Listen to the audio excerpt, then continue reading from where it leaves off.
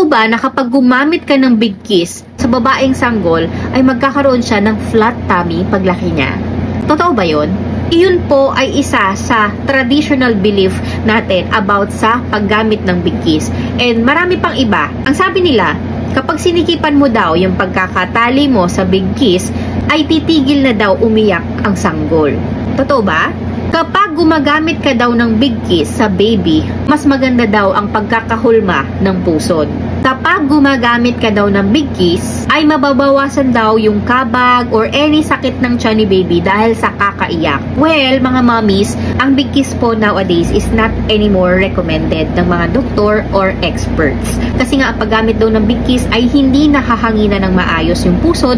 Later on, ito yung magiging cause kung bakit siya hindi madaling natutuyo.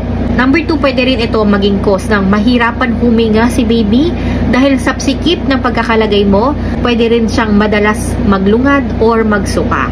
And pwede rin ito maging cause of infection. Kaya it is not anymore recommended.